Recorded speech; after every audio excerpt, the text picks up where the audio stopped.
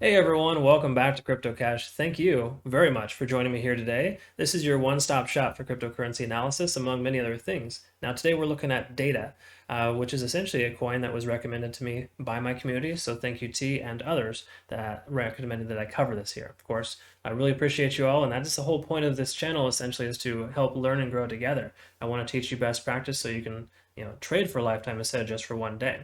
So stick around, you'll learn a thing or two here today, I guarantee that. But just know I'm not a financial advisor. This is for educational purposes only. Only you should do your own research. Furthermore, I have years of trading experience. So again, my goal is to make sure that we help you become a better, more effective, self-sufficient trader.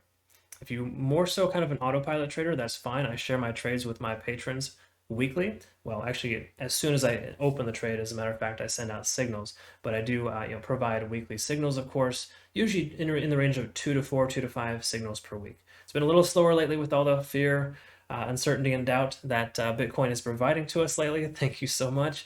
But unfortunately, that's kind of just the par for the course sometimes. But I'm more of a careful trader, so I like to make sure that we send out good signals, not just, it's more quality over quantity. So just know that. And if you'd like to reference my Telegram, check that out as well. Got a good group of folks there. You can learn a lot furthermore. So without further ado, why don't we just go ahead and check it out? Let's get to the video.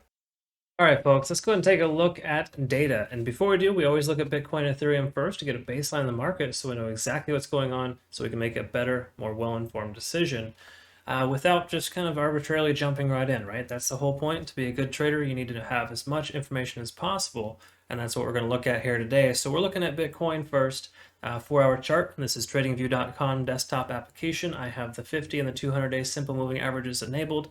Purple line is the 200. Orange line is the 50. All right. Now, to clarify, these lines here that you see as well, the blue ones, those are kind of, a wedge pattern, so to speak, that's been forming from Bitcoin. So we're going to see it lightly break up or break down soon. So we're hoping to, get some kind of confirmation there in the near future. But Bitcoin right now is doing a whole lot of sideways right now. It tried to pump up to about 32,400, got rejected right around that point, roughly approximately where the moving averages are. In fact, the exponential moving average, look at this here. It did reject the price action recently. Okay, so just something to note. That's how we're at with Bitcoin currently. That's kind of the big picture. So just understand that. Furthermore, there is a support level at 30,000. That's the major support. Secondary support, which has been tested a multiple amount of times here recently, is 31,000. Furthermore, we also have a resistance at about 36,500, 33,000, and of course 42,000. Much higher above. So got a lot of room for improvement here with Bitcoin. So we're hoping that the price will just continue to progress upwards, break through the 50, and then on through to the next milestone, which would be roughly 36,500. All right, so let's go ahead and move on to Ethereum. Now with Ethereum, what we look at here, just to quickly note, we have a major resistance at 2,900, major support at 1,725, and just a whole lot of nothing in between. Okay, I hate to say it, but Ethereum has just been struggle bus lately, and it's not the greatest situation ever compared to what we're used to with Ethereum being a very strong coin, a coin that people would kind of flock over to when Bitcoin does poorly. Now it seems like it's the inverse, where everything's just kind of heightened and it's not really doing much at all. So you could say it's very similar to Bitcoin in a sense. Like if you look at this movement, Bitcoin's kind of just in a slower downward fashion. Same with Ethereum as well. It just ramped up really hard back here, and it's been trailing off pretty hard as well. So it was a really good shorting opportunity in the last couple of quite a few trading days, maybe last week or two. We're looking as a really good short opportunity for Ethereum. Right now, at this point, that's where we're at. Not much else to note here for Ethereum. It just has lower volume and lower volatility, and it's kind of not the best place to be currently. If Bitcoin does, recover and just somehow stay above 33, 35,000, somewhere in that range, then we will see Ethereum take a shot at about 2,400 again. Okay? So let's go ahead and take a look at data. This is Streamr data coin. I was asked to go ahead and cover this by my community, so thank you, T, for recommending I cover this. Of course, appreciate you very much. What we're going to do first is we're going to look at the one-day chart and identify a few things. We do this, I try to do this every time. In other words, we want to look at Bitcoin sell-offs and see how it's relevant to data in this case in point, and then also understand, its average true range.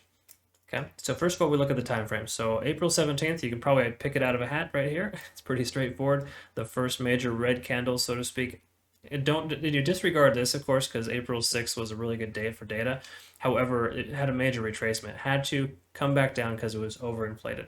That being said, the price action, its average true range was somewhere in the range of about 13 to about 20, 22, 23 cents. So it should be between 13 and 22. But Bitcoin had its own agenda, right? April 17th/18th, the price action decreased significantly. So we lost a good 20% on the first Bitcoin sell-off. Now that's pretty standard for most altcoins. Bitcoin went down 15, most altcoins went down about 20 to 25%. Same thing with the 22nd as well. This is another major sell-off date here. And then we saw a recovery from Bitcoin on the 25th. So Bitcoin ramped back up and then went sideways for a while. And this is what you see here, mimicking a lot of what Bitcoin did. So the data is following suit.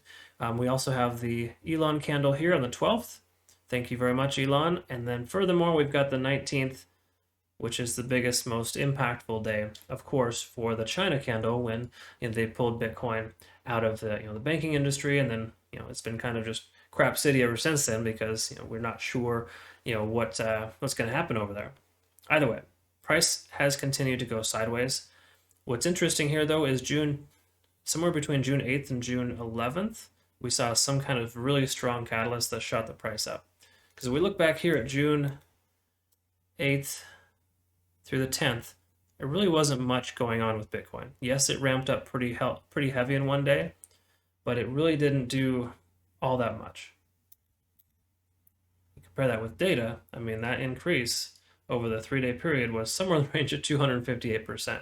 So data has a tendency of going crazy, out of nowhere, I would say, even though I'm fairly confident there was probably a strong fundamental catalyst. Keep that in mind. This doesn't just happen out of nowhere. That could have been, it's either that or the bulls or the whales essentially that caused the price to get bullish. Obviously, there's a significant amount of volume, so I mean, you can kind of see that it's pretty obvious what's going on there. Let's compare the volume today with that. So even though we did have a recent strong amount of volume about a day or two ago, it wasn't all that much comparatively, at least compared to where it's been over here. Let's take a look at the big picture. Yeah, decent amount. Actually, correction, that volume is pretty high, all things considered, if we compare it, with any type of price action prior to this major catalyst here on the 8th and 9th of June. So needless to say, to summarize on the one-day chart, what we're looking for here is the average true range. We've already identified that somewhere in the range of 13 to, I would say, about 20 cents, just as a rough estimate there. Somewhere in this range here is where the price should be.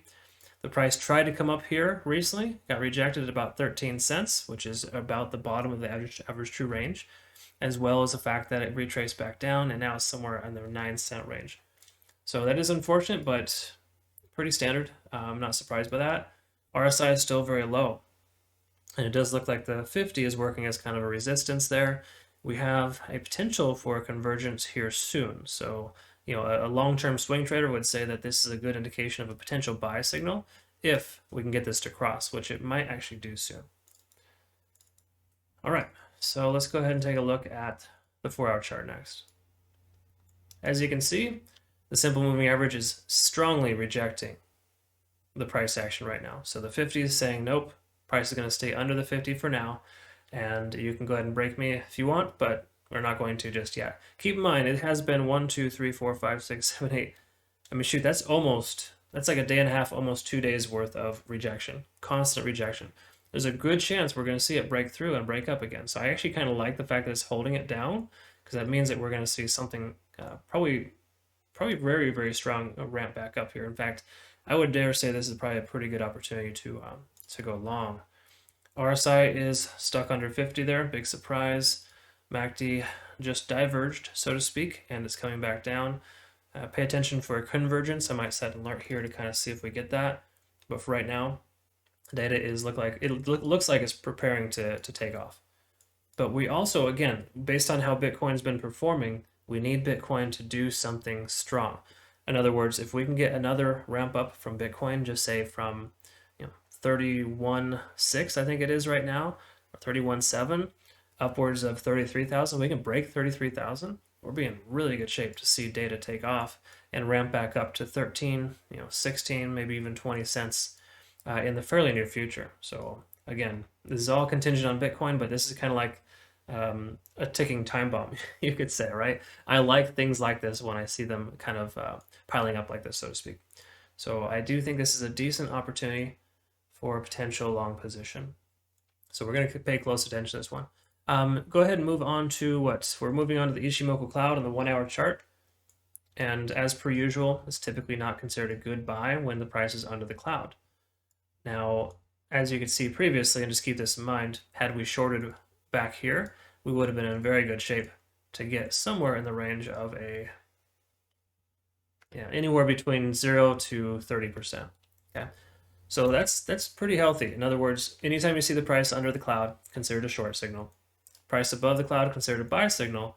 As you can tell, it jumped straight through here. There really probably wasn't much, fair warning, so to speak. So, hopefully you didn't FOMO in, I would say around 10 or 12 cents, but it does happen. But just know, generally speaking, that's kind of the concept for the cloud. So right now, we're kind of approaching the cloud again. So we can get it to break up and just say the cloud, the price comes up to about, just say 10, anywhere between 10, 10.5, or 10 to 10.5. That'd be a good entry point. Hopefully somewhere in this range here. So we do still have another, I would say 24 hours before we get there. Or no, maybe 12 to 24 hours. But there's a strong chance we might see it try to break above the cloud. All right, so that's just something to pay attention to. And I bet if we look at the TD sequential, it's not going to tell us much because we've got this consolidation period. Yeah, not a lot really to extract there. All right, so we'll go ahead and move on to the 15-minute chart next. Now, the 15-minute chart is good because it helps us identify certain things. Now, right now, we're not going to be able to see much because when we're in a state of consolidation, the EMA and the VWAP indicators don't really help us all that much. Okay, but if you're new to the channel, I'll educate you anyways. The VWAP is this blue line here that basically shows us the volume weighted average price expressed, the volume expresses a price over the last 24 hours. It is considered the volume weighted average price. Now it's important because volume speaks loudly when it comes to trading, and not a lot of people pay attention to volume. But the VWAP is a good thing to kind of it translates that for you, if you will, right? So right back here, the average volume was right around 11 cents. With the price being underneath, you see how it worked as a resistance here. It's considered a resistance when the price is below and a support when it's above. Okay, so EMA works similarly where it holds the price above. So if it breaks through the VWAP, then you got your secondary support as the EMA, which is why I always recommend you utilize the EMA 15 and the VWAP concurrently and make that your point in which you need to take entry. In other words, never take entry when the price is below EMA or VWAP because it doesn't show that we can't confirm that the bulls are in control, right? So if you're going long, obviously that's the case. If you're going short, it's a different story. You would just kind of reverse that.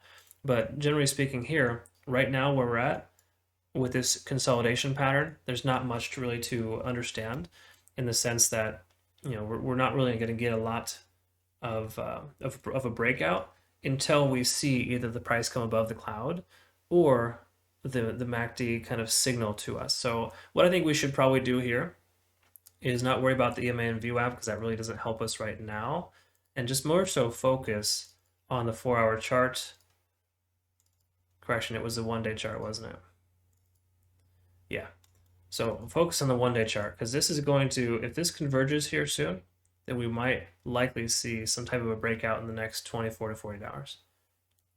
So I would recommend setting an alert for the MACD so it signals on the 1-day chart when it crosses.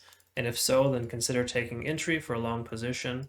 Other than that, bear in mind the price should be higher than where it's at right now, just based on its average true range before all the Bitcoin sell-offs. So I would say that we want to consider, just to be safe, the resistance of 13 cents. If we can break above and stay above, we'll be looking pretty good, especially if Bitcoin can somehow break out of its wedge pattern right now and essentially break upwards towards 33,000, 36,500. We'll be in really good shape then. So yeah, hopefully you found this beneficial. If so, please consider liking and subscribing. If you'd like to join my Telegram community, feel free to do so. I got a good group of folks there. You can learn a lot. In fact, that's some of my members that recommended I cover this in the first place. So thank you again.